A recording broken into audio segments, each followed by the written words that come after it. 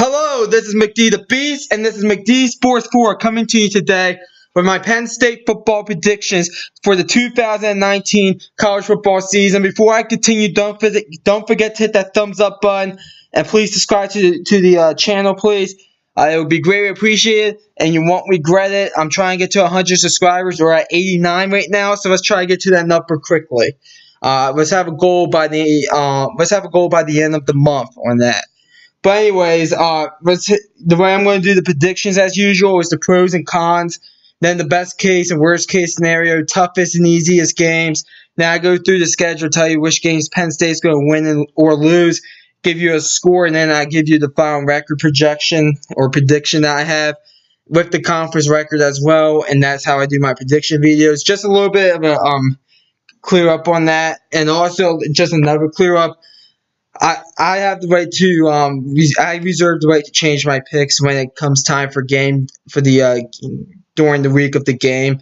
If this is just to get the record correct, not necessarily the games they're going to win or lose correctly, just to clear it up a little bit. But anyways, let's get into it. Let's start off with the pros. First pro, James Franklin. I think he's a great head coach. I think him alone being a coach is good enough for a bowl game, honestly. He's a great coach. He knows what he's doing. Penn State will win some games this year alone just because James Franklin is the head coach. The second pro, the defense. The Penn State defense is going to be pretty good this year, in my opinion. They usually always have a good defense up there at Happy Valley, so that's the second pro right there. Now I have two cons. The first con is the depth. Penn State has good depth, but it's young depth, and they really got to grow some. They're very inexperienced. One thing about Penn State is I think this year is going to be kind of a transition year. I think next year in 2020, Penn State has a shot at the college football playoffs. But this year, I just think it's kind of a transition year for them, sort of like last year. But the depth at Penn State is just very young and inexperienced. And then the second one, the talent that we're going to see on the field.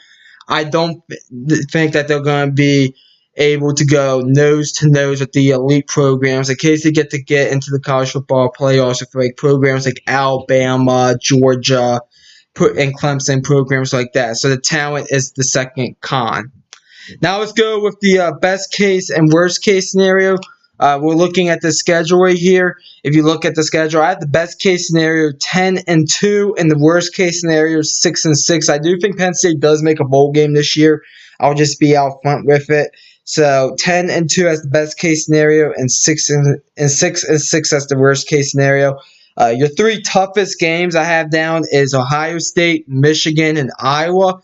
Ohio State and Michigan, I think, are probably the favorites to win the Big Ten East this year, and possibly even the Big Ten. I already did those two teams' prediction videos. Then Iowa, you get them on the road, and they're one of the favorites to win the Big Ten West. So definitely those are your three toughest games. And then your three easiest games are Idaho, Rutgers, and Indiana.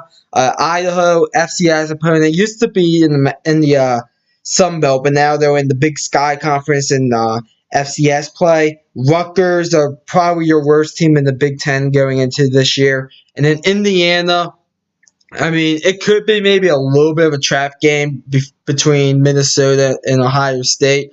But I think Penn State could beat Indiana, especially at home, very easy. So definitely those are your three easiest games.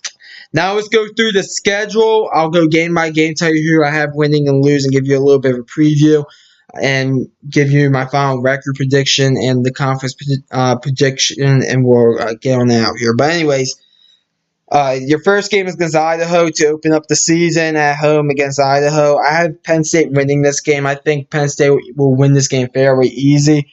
I just think the talent alone and the coaching, especially the coaching, will just outdo Idaho. I have 42-7 Penn State. Second game, Buffalo at home. Buffalo's a team Penn State should not overlook. This team was one of the best two teams in the MAC last year. Buffalo, they're definitely a great program, pretty good defense, a pretty good offense as well. They're pretty well coached as well. overall. Buffalo is just an overall great program, but I have Penn State winning this game. I think they'll take care of business at home. Penn State is still a much better team than Buffalo, but Buffalo is definitely probably one of the top 10 group of 5 teams out there. And I have Penn State winning this game 28-17. Third game at home against Pitt. Pitt is a team that went to the ACC championship last year. These two teams played each other last year, and it was an absolute blowout. I think Penn State won that game, 51-6, if I'm not mistaken. It was a blowout. The game was in Pittsburgh. This year is in Happy Valley. I do think the game will be closer, but I think Penn State overall is the better team and the better coach team, and I have Penn State winning this one. I have a 38-19 Penn State. And then Penn State, they go into their first bye week. Every team gets 2 bye weeks because of how the schedule aligns with the calendar this year, so no advantage to really anybody. And then coming off the bye, they get a Friday night game on the road against Maryland. Penn State is a team that has beaten Maryland overall the past few years pretty good. I am a Terps fan, by the way, and I did go back and forth a little bit, and people were saying I was biased in the Michigan video. I'm not going to be biased in this video. I think Penn State's going to beat the Terps this year. I have Penn State beating us 35-24. I do think this game will be closer than previous years, though, since it's on a Friday night in College Park instead of Happy Valley. It's in College Park. So I do think that this game will be closer than it has been in previous years. Next game is the homecoming game for Penn State as they get to play Purdue. Purdue, a middle-of-the-road team, probably in the upper half of the Big Ten West division. Purdue, they're going to be a decent team this year. But overall, Penn State, it's at home, Happy Valley, a homecoming. It's going to be a whiteout probably. I have Penn State winning this game 27-20. I just think Penn State is a tick better than Purdue, and with it being homecoming and with it being at Happy Valley, I think that's the advantage in this one. Next game at Iowa. This game is going to be an interesting game. Iowa always seems to be that team that can beat teams at home but can never win the big games. I don't consider the Penn State Iowa game really a huge game this year.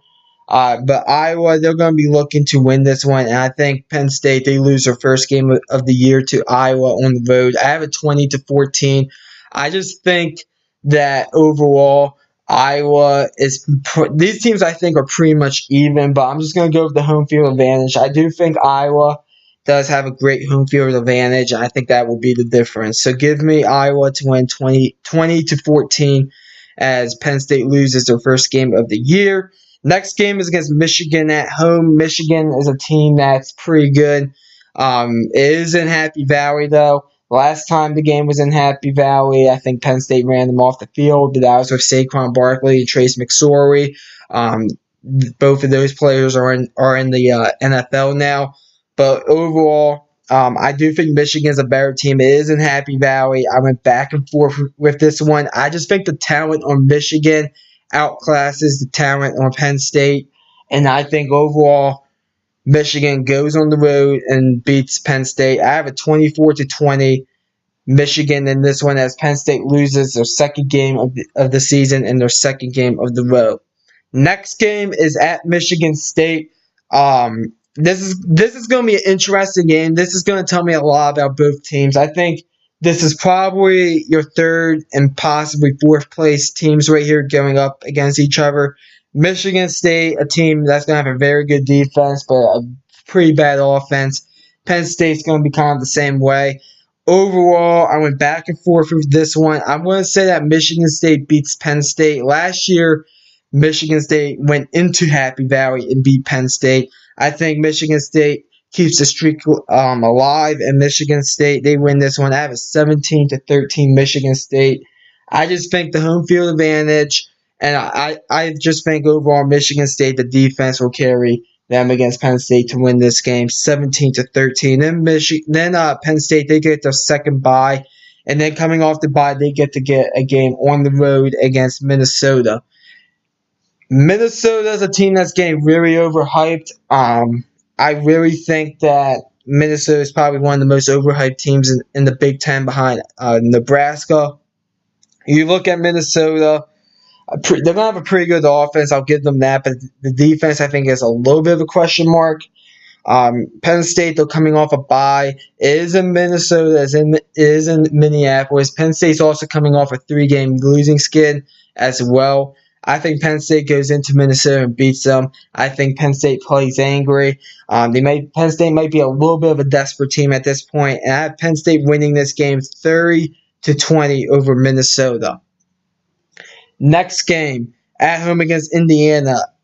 Penn State, this game's in Happy Valley. I just think Penn State's the better team overall across the board. I have Penn State winning this game 31-17. It's going to be a bit closer because of who Penn State plays next. So this might be a little bit of a trap game, but I think Penn State wins the game 31-17.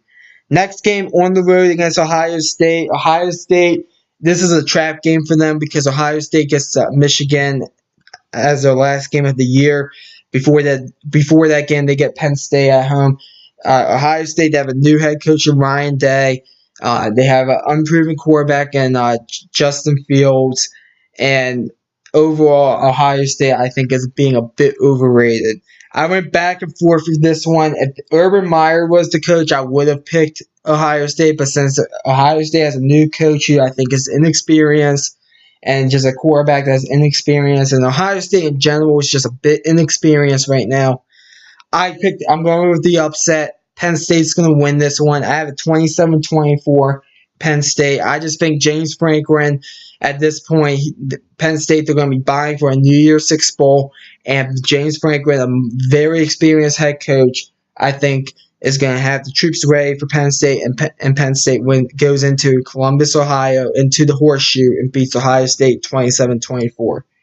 Then the last game at home against Rutgers, not really much of a conversation here. I have Penn State winning this one. They're just better across the board. Penn State will win 45-14 over Rutgers. That's the score I have down. So if you've been counting up the wins and losses, I have Penn State going 9-3 with a 6-3 record. So 9-3 with a 6-3 record in the Big Ten. As if you watch my Ohio State and Michigan videos, I had them going 7-2 in the Big Ten. So that means Penn State will not be in the Big Ten championship. But this is still a pretty good year for Penn State, in my opinion. They're kind of in a transition with some talent, a lot of inexperienced talent.